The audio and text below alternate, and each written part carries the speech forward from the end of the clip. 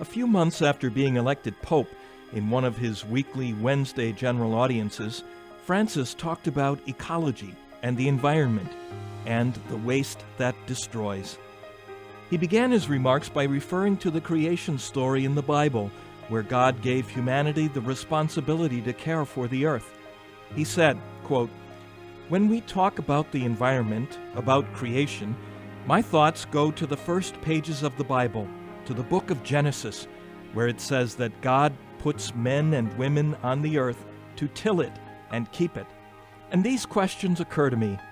What does cultivating and preserving the earth mean? Are we truly cultivating and caring for creation, or are we exploiting and neglecting it? The verb cultivate reminds me of the care a farmer takes to ensure that his land will be productive and that his produce will be shared. Cultivating and caring for creation is an instruction of God which He gave not only at the beginning of history, but has also given to each one of us. It is part of His plan. It means making the world increase with responsibility, transforming it so that it may be a garden, an inhabitable place for us all.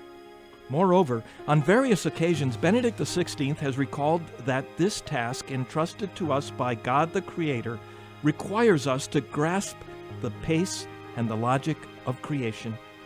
Instead, we are often guided by the pride of dominating and possessing, manipulating and exploiting.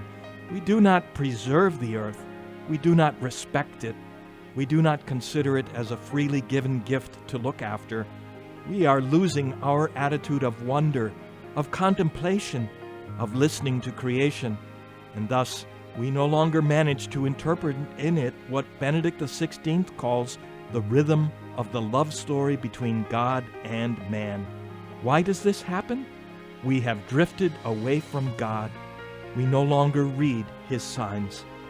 And then Pope Francis goes on to talk about how wasteful we have become, how consumerism hurts our relationship with creation and one another. He said, "This culture of waste tends to become a common mentality that infects everyone.